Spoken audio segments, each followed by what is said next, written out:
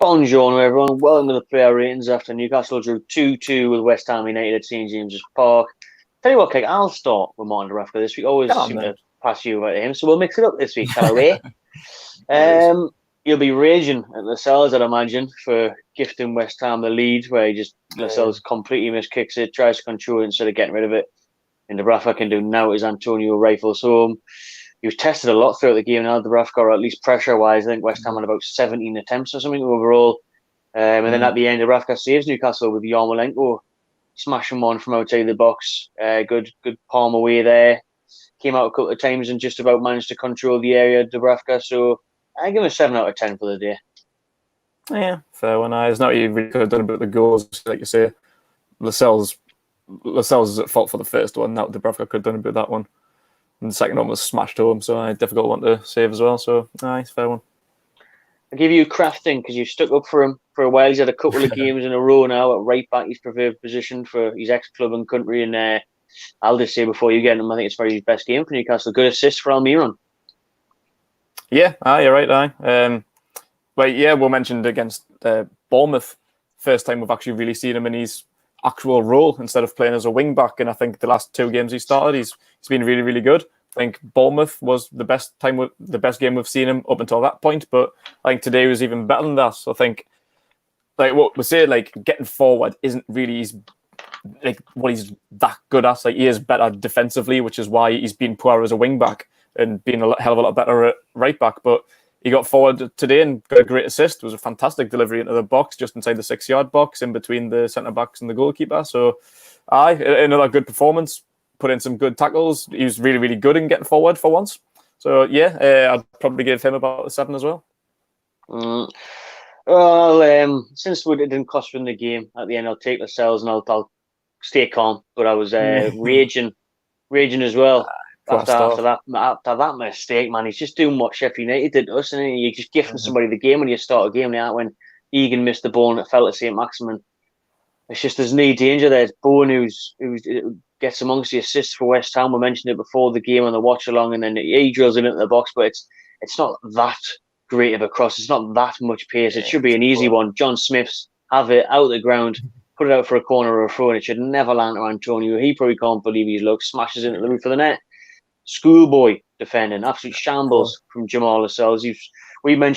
Brucey mentioned in his press conference, that he probably wouldn't be fit enough to start. He's a big doubt. He's got a cut, he's got a tissue injury there.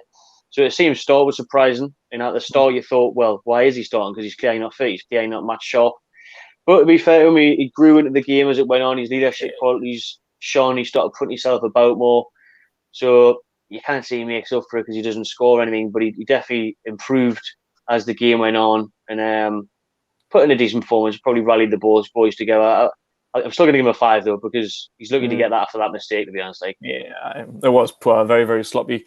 Could have cost with the game. It's a good job we got forward and scored 2 goals because especially going down that early, it was like 4 minutes into the game, and see myself a goal down. Like some teams might not be strong enough to come back from that, but as you say, he did go into the game. He wasn't that bad like towards the end of the game, but without that goal, we could have won that game 2-1. So costly. It's all about like he shouldn't really have played. I think you could say that for both of them, really. Like I'll get on to Federico Fernández. Like I thought, I put Lascelles in my lineup prediction because he just had like a bit of an ankle injury. But I think Fernández really, really needed a break today. So I was surprised not to say Shaw in there for either one of them. Really, you could have flipped a coin and landed on whoever Shaw's going to replace. So Fernández has been knackered the last few games. Fantastic performances, but the last 10, 15 minutes just looked really, really tired. So I thought Lascelles might have started just as he's the captain, as he's a leader, he's a warrior now. Like you wouldn't let a cut ankle prevent him from playing. I thought Fernández needed more of a break, so I was more surprised to see Fernández in the starting lineup ahead of Shaw. And but it wasn't a good performance. So maybe it wasn't his best performance. He did what he's been great at. To be fair, getting himself involved in the area, putting his body on the line, great blocks, great clearances. But I still just did look knackered, really. So it wasn't his best performance, but still worthy of about a 6, I would say. Manquillo on the left again, surprisingly. Another one who's sort of plays every minute under Bruce Lee. You think Danny Rose is sitting there. He wants to impress. I'd expect Danny Rose maybe come back in against City, like. You'd think so. But Manquillo on the left, disappointed us a couple of times. I remember he had a chance to get the ball in once or twice on his preferred right foot, and he had space and time to do it. He just couldn't beat the first man. Made his fair share of tackles and blocks to always go out for that long West Ham throw that we're trying to utilise. Antonio doing his best Rory Delap impression. Manquillo down the line average for me. I give him a 5. Yeah, fair one. In midfield, I'll go with Jonjo Shelvey, man of the match. Man of the match, Shelvey. Great performances. I'm looking at on the side here. He had 74 passes, 91 touches on the ball overall. Great finish for equaliser, which came at a great time. Like it was very disappointing to go 2-1 down, but were equalised in about 90 seconds, 80 seconds, something like that. Very, very quick turnaround, and he looked determined because I think Gayle. He might have left that to Gayle to turn and shoot, but he was like, nah, I'm having this, get out of the way. I'll show you how to finish, sunshine. Like Shelvey bossed the midfield again today. Like I feel like West Ham's a team that he always turns up in. Like Shelvey's, like we've been saying over the years, like Shelvey often turns up once every 3-4 months. He's very, very inconsistent. But I think since the restart, he's been great in every game, to be fair. And today, like West Ham is always one of them teams that he tends to turn up in. So great performance from him. I'd probably just give him an 8. Definitely man of the match today, but I don't really think anyone was 9 good today. So probably give Shelvey 8. I'll go alongside him and Isaac Hayden, who was unfortunately took off with a knock in a game, like we've said about Lascelles and Manquillo. Another one who probably should have been rested, needs a break. But he didn't look like it until towards the end before he did come off, because he was making his usual crunching tackles, crucial breaking up the play in the middle of the park. So when he was on the pitch and was doing what Isaac Hayden does, which is battle his arse off, I'd give him a 7. Yeah, I played less than a half, came off just before half time. He made a great challenge on the edge of the box, like about 20, 30 minutes in. But I think I was quite surprised to see him again, another one. Either one of him or Shelvey, I thought might have been given a rest and had Bentaleb start, but obviously Bentaleb came on just before half time. But yeah, another decent performance from Isaac Hayden, but apparently he's got like a hamstring injury now, so he's going to miss out on the Man City game. Could be out for 2-3 weeks, I've just seen from Brucey, so that's a shame, especially with Sean Longstaff with the same injury. He'll probably be out for a couple of weeks, so might need to see Matty getting forced in again during the next coming weeks. Yeah, I mean, I have to like then, because you said 2-3 weeks, so that's a season hour, isn't it? And I think Saint-Maximin, you can have now, Saint-Maximin. He's ruled out for Wednesday now, isn't he? Brucey says he doesn't think he can play him, so I don't think he's injured, but I think he's just knackered. As he says, he says, unfortunately, I don't think I'm going to be able to play him, which is fair. Again, like we've pretty much said that about everyone. Quite surprised to see him there. Put 100% effort in every game since the restart. He's been class, and unfortunately, been drawn some attention from other teams, which I think we need to take over to hurry up and happen to try and tie him down a bit more. I don't think he'll sign a new contract yet, but we need to build the team around Saint-Maximin. He's just incredible. I think, he was one that I was really surprised to see start. I thought Lazaro might have started in his place, but he took a big knock just before half time, and I think that damaged him in the second half. Quite surprised to see him come out for the second half, but he didn't. It was a bit of a slow second half, really. I think he had 1 or 2 moments of magic, but the first half, fantastic. Getting forward with the ball, looked really dangerous. Good passing down the line. Him and Krafth linked up really well for that goal. Probably about a 7 for Saint-Maximin. I'll take. Was there Joey left in there on there? Or we'll go Joelinton next. Almirón in the middle as well. Aye. Oh well, I said Joelinton. I'll go with Joelinton. And Joelinton had a plot of play, didn't he? In the goals.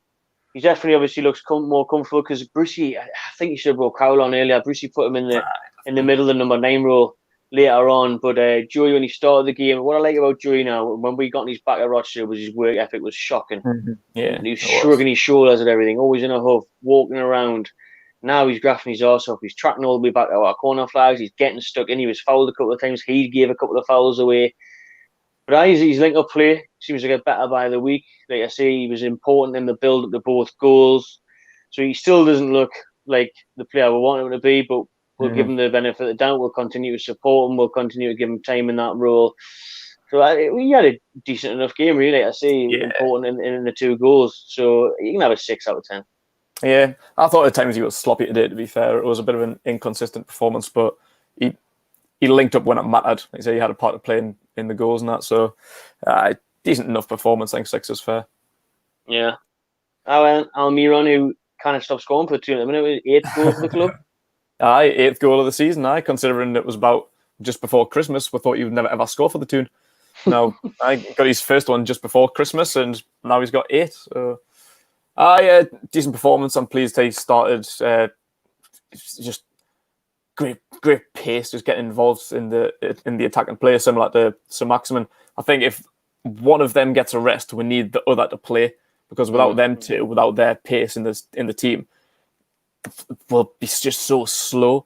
Like Carroll was slow the day when he came on. I think Ritchie was as well. Like if Maxi is out for the next week or 2, well, maybe the next game or 2, I don't know. Almirón needs to start, and he needs to be our threat going forward.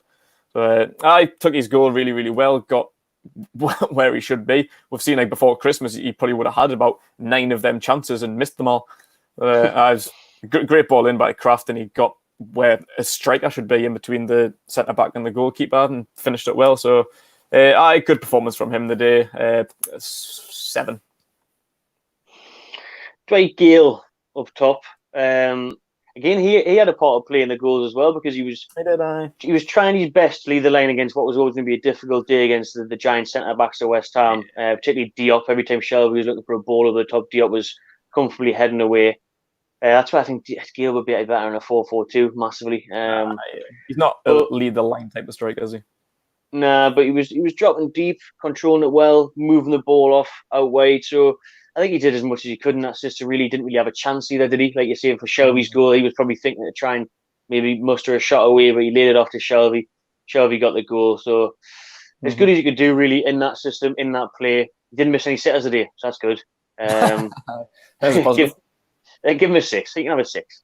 Yeah, he's alright enough, wasn't he? Again, with his first change, which was Bentaleb, came on 43 minutes for the injured Hayden. Had a really good second half.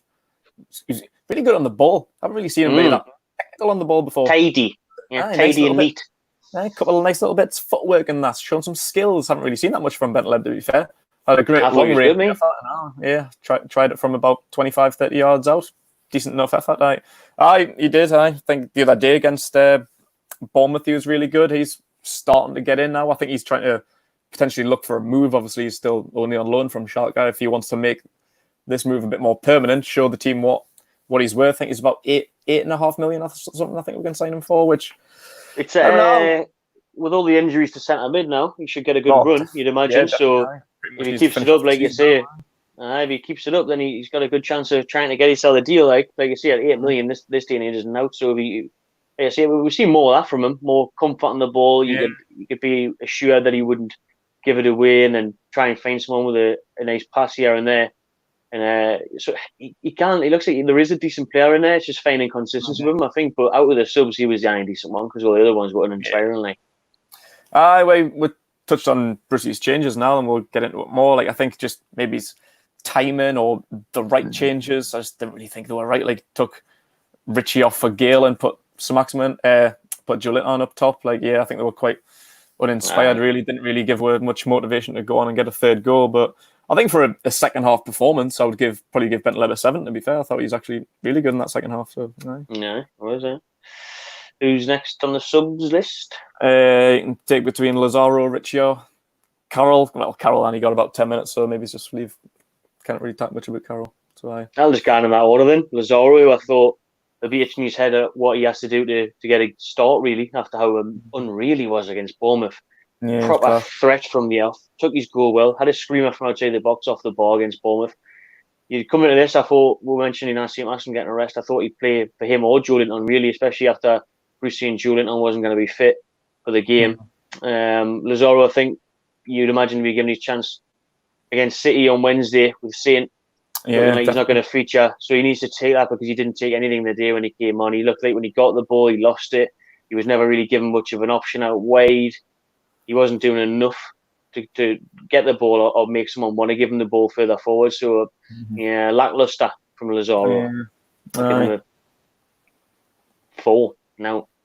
Yeah. I'd pretty much say the exact same thing about Ritchie then, to be fair. Yeah. I think they both got about 20 minutes. I think they both came on at the same time, around about the 70-minute mark. And just slow. Just didn't really get into the game. It wasn't, like I say, it wasn't really an impact change. Uninspired. Yeah. 4. About the same for Ritchie, The game's finished slow but started well.